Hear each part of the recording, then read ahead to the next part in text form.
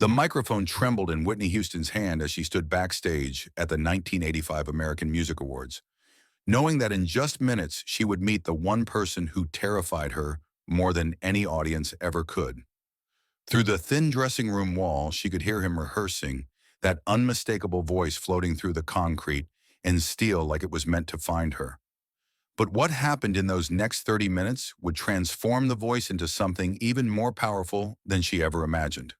Whitney pressed her ear against the cold wall, listening to Michael Jackson run through Rock With You for the third time. Even in rehearsal, his voice carried that supernatural quality that had mesmerized her since she was 14, singing along to Ben in her mother Sissy's kitchen in Newark. She remembered that day vividly, Michael's voice floating from the radio like something from another world. "That boy has something special," Sissy had said.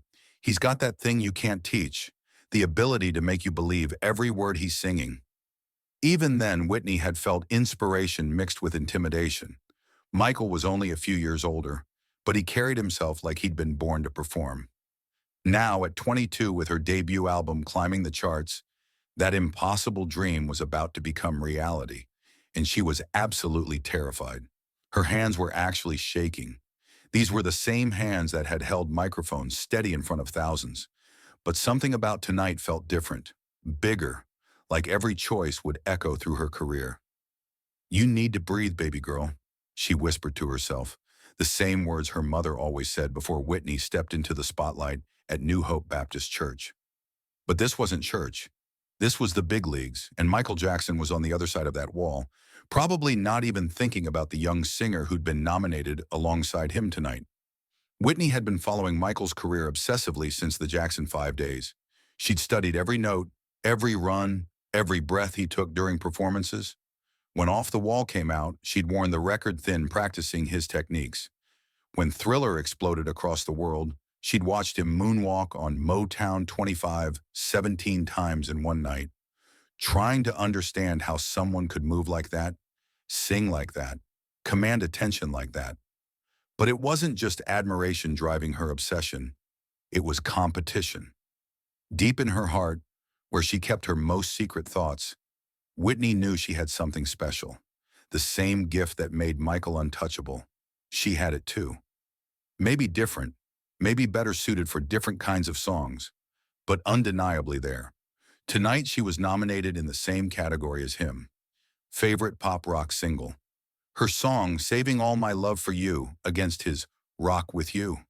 It was David versus Goliath, except she wasn't sure if she was brave enough to pick up the stone. The rehearsal stopped. Whitney stepped back from the wall, her heart hammering against her ribs. She caught her reflection in the dressing room mirror, all nervous energy and barely contained power, wearing a sequined dress that sparkled like her ambitions. At 22, she was still finding her place in this industry, still learning how to be Whitney Houston, the performer, versus Whitney, the church girl, who sang because she had to, because the music lived inside her and demanded to come out. "Miss Houston," a production assistant knocked on her door. "You're needed in the green room for the group photo." This was it, the moment she dreamed of and dreaded in equal measure. Whitney smoothed down her dress, checked her lipstick one more time, and opened the door. The hallway buzzed with pre-show energy, assistants running with clipboards, sound technicians testing equipment, the organized chaos that made live television possible. The green room was packed with music royalty. Diana Ross was holding court near the refreshment table. Lionel Richie was tuning his guitar in a corner. And there, sitting alone on a couch, looking surprisingly small and almost shy, was Michael Jackson. He was wearing a black leather jacket over a red shirt, his famous glove on his left hand. But what struck Whitney most was how quiet he seemed. The man who commanded stadiums full of screaming fans was sitting by himself, occasionally nodding politely when someone approached him, but clearly in his own world. Their eyes met across the room. Michael smiled. Not the megawatt stage smile, but something gentler, more real. He stood up and walked toward her, and Whitney felt like the room was tilting slightly off its axis. "You must be Whitney Houston," he said, his speaking voice softer and higher than she'd expected. "I've been listening to your album. You have an incredible voice." Whitney opened her mouth to respond, but no sound came out. Michael Jackson, the Michael Jackson, had been listening to her album. She managed to nod, then found her voice. Thank you so much. That means everything coming from you. I've been studying your work since I was a kid. Something shifted in Michael's expression when she said, studying. His eyes brightened with genuine interest. Really? What did you study about it? It was such an unexpected question. Most celebrities exchanged pleasantries and moved on, but Michael seemed genuinely curious. Whitney felt her nervousness begin to transform into excitement. Your breath control mainly, the way you can hold a note and then flip it into something completely different without losing power. And your phrasing, you make every word sound like it means something, even when you're singing the most simple lyrics. Michael's smile grew wider. You really have been studying. Most people focus on the dancing or the production, but you're listening to the technical stuff. Music is music, Whitney said, surprising herself with how confident she sounded. Whether it's pop or gospel or R&B, if you don't have the technical foundation, all the production in the world won't save you. Gospel, Michael repeated.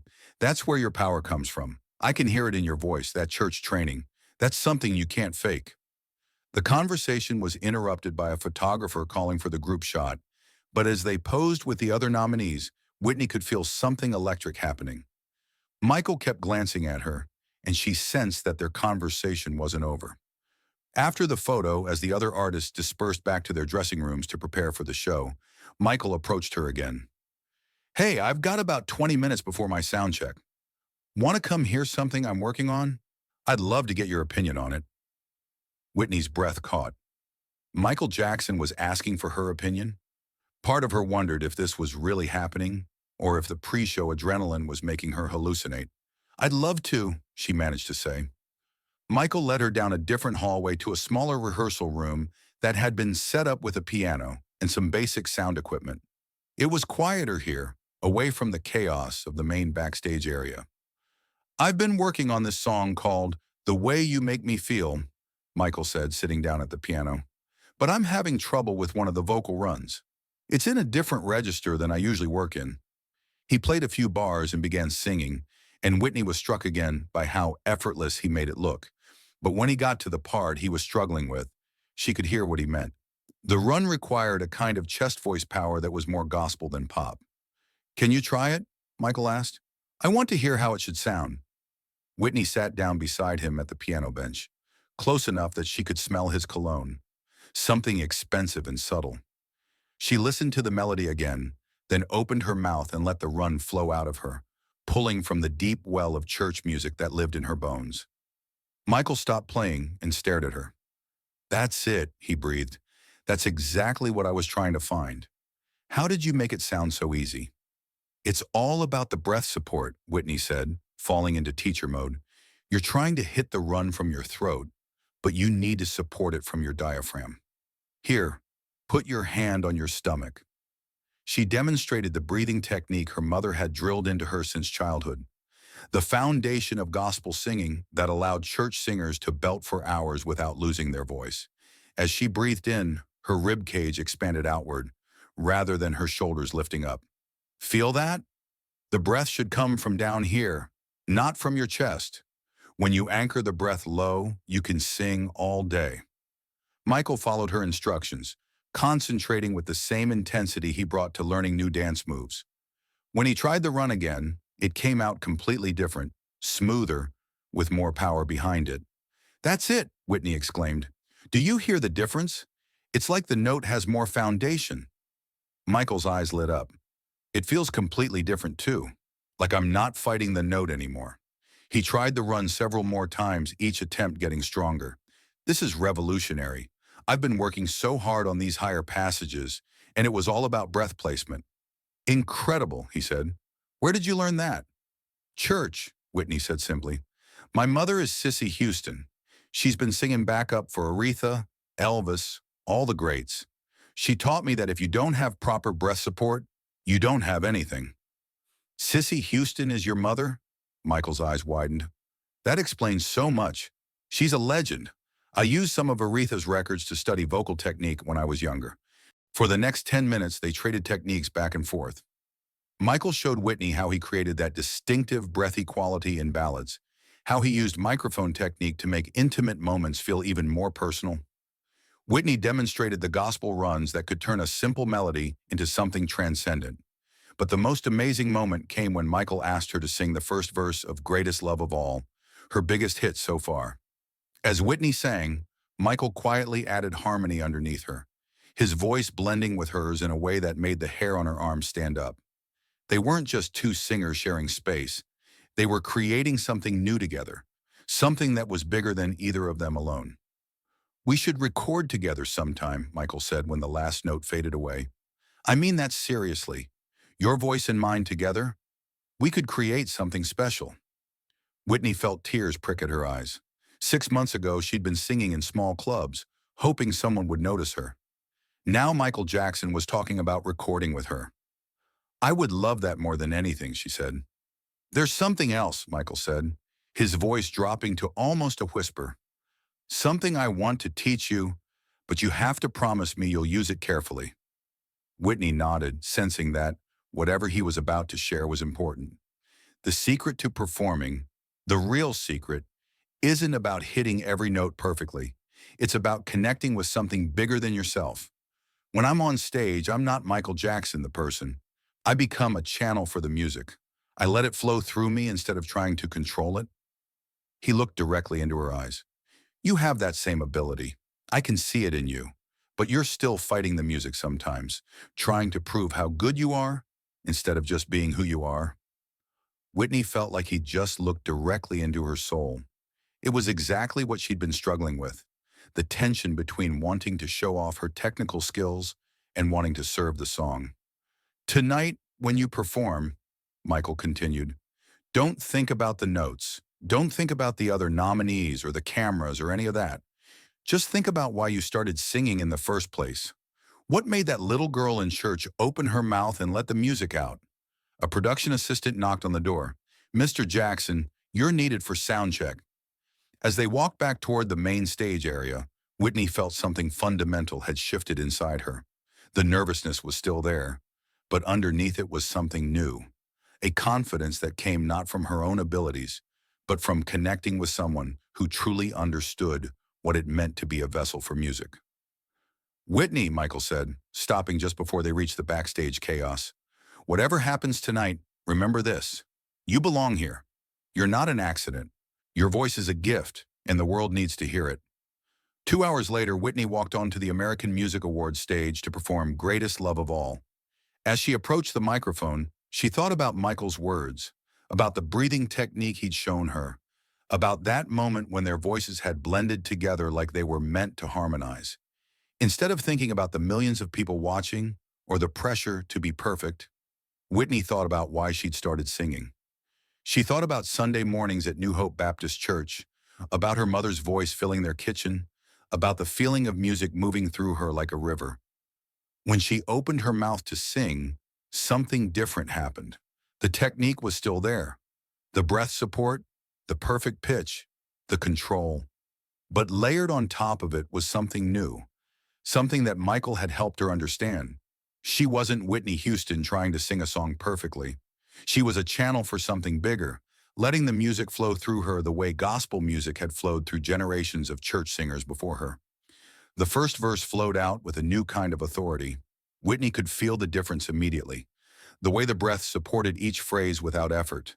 The way the emotional content of the lyrics seemed to bloom naturally from the melody.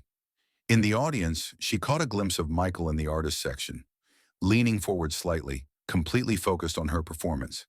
As she moved into the chorus, "I found the greatest love of all inside of me," Whitney applied the lesson Michael had taught her about becoming a channel for the music. Instead of concentrating on technical perfection, she thought about what those words meant, about the journey that had brought her to this stage, about the young girl in Newark who had dreamed of moments like this. The audience response was electric. Even from the stage, Whitney could sense something different happening in the room. People weren't just listening politely to another ballad. They were being moved, transported. She could see it in their faces, the way some people in the front rows had tears in their eyes, the way even the camera operators seemed more focused than usual. When she reached the final chorus, Whitney made a choice that surprised even her. Instead of sticking strictly to the recorded arrangement, she added a small vocal run. Nothing too flashy, just a gentle variation that felt right in the moment. It was exactly the kind of spontaneous choice Michael had been talking about, trusting the music to guide her rather than trying to control every element. The performance was transcendent. In the audience, Michael Jackson smiled and nodded, recognizing the shift in her approach. He could hear how she'd integrated the breathing technique they'd practiced. But more importantly, he could feel how she'd embraced the philosophy he'd shared about serving the song. Whitney had found her true voice, not just the technical instrument, but the spiritual connection that would define her career. When she walked off stage, Whitney felt transformed. The applause was still ringing in her ears, but more than that, she felt like she'd discovered something essential about herself as an artist. She'd gone into that rehearsal room as a young singer trying to prove herself. She'd come out as an artist who understood her purpose. Backstage, as the show continued around them, Michael found her in the hallway. His eyes were bright with excitement. "That was it," he said. "That was what I was talking about. Did you feel the difference?" Whitney nodded, still processing what had happened. "It was like the song was singing itself through me. I wasn't fighting it anymore." Exactly, and everyone felt it too. That's authentic connection. People sense when you're being real versus just hitting notes. They talked for another 20 minutes, diving deeper into performance philosophy. Michael told her about choosing between showing off and serving the song, how his most powerful performances came when he got out of his own way. "The hardest part," Michael confided, "is trusting that your instincts are enough. It's tempting to rely on technique to prove you belong. But real artistry happens when technique becomes second nature and you just feel the music." The friendship that began that night would last for years. Michael and Whitney would call each other before big performances, sharing encouragement and technical tips. At the 1987 Grammys, when Whitney won her first award, Michael was the first to hug her backstage. When "I Wanna Dance with Somebody" hit #1, he sent flowers with a note. "See, I told you that you belonged here." But more than friendship, that conversation changed Whitney's entire career. The breathing technique became her foundation. When she recorded "I Will Always Love You" 5 years later, it was Michael's breath support method that allowed her to sustain those soaring phrases that made the song legendary. The philosophy about being a channel for music guided every song she recorded. During the Bodyguard soundtrack, when Whitney struggled with the emotional weight of "I Will Always Love You," she called Michael. "I keep thinking about the high note," she confessed.